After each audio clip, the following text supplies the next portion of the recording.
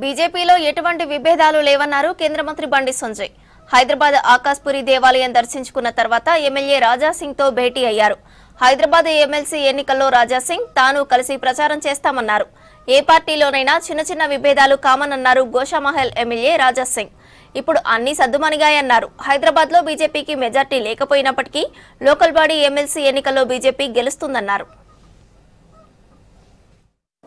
దేశవ్యాప్తంగా కూడా ఇతర దేశాల్లో కూడా హనుమాన్ జయంతి వేడుకలను చాలా బ్రహ్మాండమైన వాతావరణంలో, ఒక భక్తియుత ధార్మిక వాతావరణంలో హిందూ సమాజం అంతా సంఘటితమై నిర్వహించుకుంటా ఉన్నారు.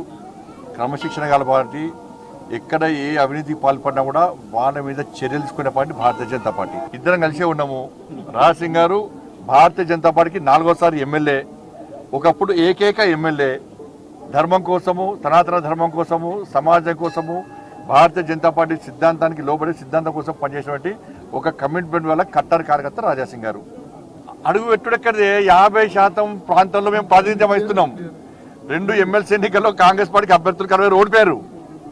3 ఎమ్మెల్సీ మాయే.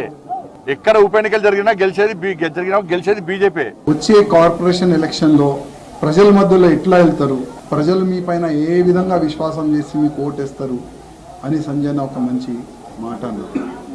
నేను కూడా మా కార్పొరేటర్స్కి ఒక రిక్వెస్ట్ చేస్తున్నాను. మాకు ఓట్లు తక్కువ ఉన్నాయి, కానీ ఎంఐఎంతో కొట్లాడే బలం, ఆ ధైర్యం మా దగ్గర ఉంది.